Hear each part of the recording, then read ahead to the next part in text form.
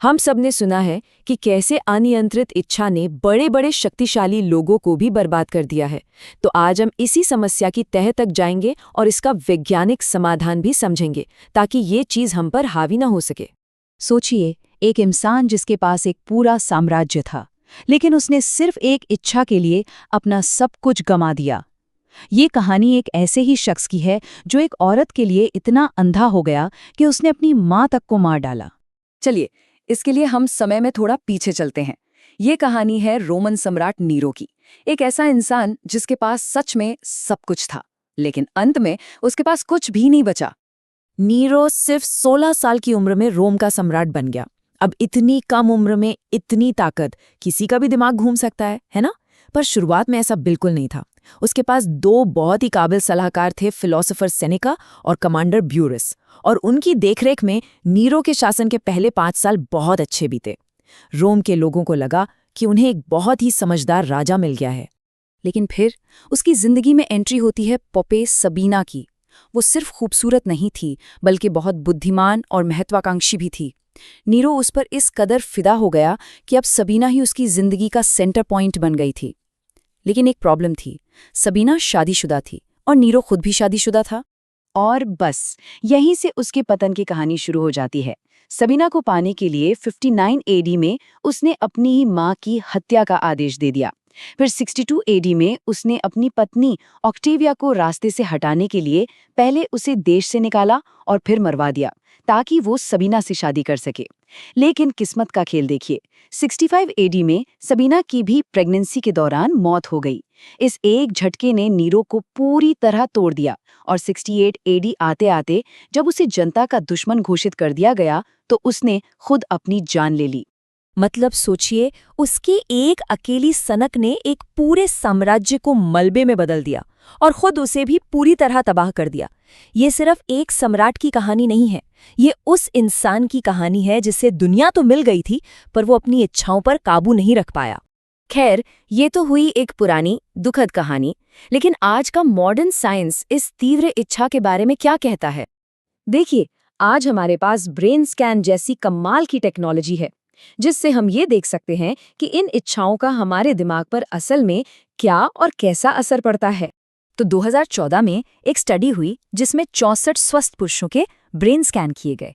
Researchers ने पाया कि जो लोग ज्यादा पॉर्न देखते थे, उनके दिमाग में ग्रे मैटर, मतलब सोचने समझने वाला जो हिस्सा होता है, वो कम था।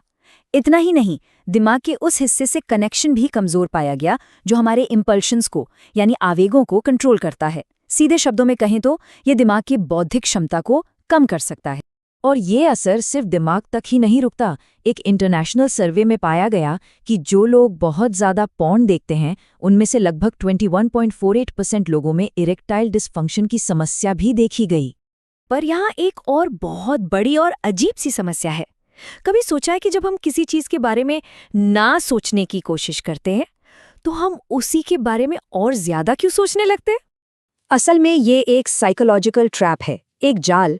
जब हम अपने अनचाहे विचारों को दबाने या इग्नोर करने की कोशिश करते हैं, तो हम उन्हें और भी ज्यादा मजबूत बना देते हैं। इसे साइंस की भाषा में कहते हैं ironic process theory.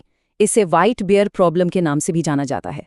Daniel Wagner नाम के एक रिसर्चर ने अपनी एक फेमस स्टडी में लोगों से कहा कि वो एक सफ़ेद भालू के बारे में न सोचें, और नतीजा, लोग उसी सफ़ेद भालू के बारे में और भी ज़्यादा सोचने लगे। हमारे दिमाग के अंदर ना एक तरह की जंग चलती रहती है। दिमाग का एक हिस्सा, जिसे हम सप्रेसर कह सकते हैं, वो उस अनचाहे ख्याल को दूर धकेलने की कोशिश करता है। लेकिन तभी दिमाग का दूसरा हिस्सा, यानी चेकर, बार बार ये चेक करता है कि कहीं वो ख्याल वापस तो नहीं आ गया। और इसी चेक करने के चक्कर में वो ख्याल बार बार हमारे सामने आ जाता है। तो सवाल ये उठता है कि फिर किया क्या जाए? अच्छी खबर ये है कि इस इच्छा को काबू में करने का एक साइंटिफिक 5 स्टेप का सोल्यूशन मौजूद है। तो ये रहे वो 5 स्टेप्स। पहला, इच्छा को दबाएं नहीं, बस उसे दूर से एक विचार की तरह देखें। दूसरा, अर्ज सर्फिंग की प्रैक्टिस करें, मतलब इच्छा को महसूस करें और उसे अपने आप कम होने दें। तीसरा, अपने आसपास का माहौल बदलें और ट्रिगर्स को हटा दें। चौथा, उस इच्छा के पीछे की असली भावना को पहचानें। और पांचवां, अगर जरूरत पड़े तो प्रोफेशनल हेल्प लें। चलिए, इनमें से कुछ पर थोड़ी और बात करते हैं। देखिए, रिसर्च बताती है कि अगर हम उन वजहों को ही हटा दें जो हमें उस इच्छा की याद दिलाती हैं, तो कंट्रोल करना आसान हो जाता है। मिसाल के तौर पर सुमीर नाम का एक व्यक्ति अपने बेडरूम से फोन को बाहर रखकर और नोटिफिकेशंस बंद करके अपने ट्रिगर्स को हटा सकता है। माहौल में ये छोटे छोटे बदलाव बहुत बड़ा फर्क ला सकते हैं। चौथा स्टेप है जड़ तक पहुंचना। कई बार ये जो इच्छा होती है ना, वो असल में इच्छा होती ही नहीं, वो बोरियत, अकेलेपन या स्ट्रेस से भागने का एक तरीका होता है। जैसे विक्रम को लगता था कि उसकी समस्या वासना है, लेकिन जब उसने अपने पैटर्न को समझा तो उसे पता चला कि ये इच्छा उसे सबसे ज्यादा तब होती है जब वो काम के तनाव में होता है या अकेला महसूस करता है। और यहीं पर आता है हमारा पांचवा और शायद सबसे जरूरी स्टेप। जब खुद पर कंट्रोल बार बार खो रहा हो तो मदद मांगने में कोई शर्म या बुराई नहीं है। यहां तक कि वर्ल्ड हेल्थ ऑर्गेनाइजेशन यानी WHO ने भी कंपल्सिव सेक्सुअल बिहेवियर डिसऑर्डर को एक ऑफिशियल डायग्नोसिस माना है। ये उन लोगों के लिए है जो बहुत तेज और बार बार आने वाले यौन आवेगों को कंट्रोल नहीं कर पाते, जिससे उनकी जिंदगी पर बुरा असर पड़ता है। तो सबसे ज़रूरी बात यह है कि अगर कंट्रोल बार बार जा रहा है और ज़िंदगी को नुकसान पहुंच रहा है, तो ये सिर्फ एक आदत की बात नहीं है, ये एक क्लिनिकल प्रॉब्लम है और इसके लिए डॉक्टर से मदद लेनी चाहिए। आज तो कई ऑनलाइन ऑप्शन भी मौजूद है जहां पहचान बताए बिना डॉक्टरों से सलाह ली जा सकती है। तो आखिर में असली चुनौती उस इच्छा से लड़ना नहीं है, असली चुनौती है खुद से यह सवाल पूछना, ये इच्छा असल में किस चीज़ को छिपा रही है। उस असली वजह को समझना ही कंट्रोल पाने की तरफ पहला और सबसे ज़रूरी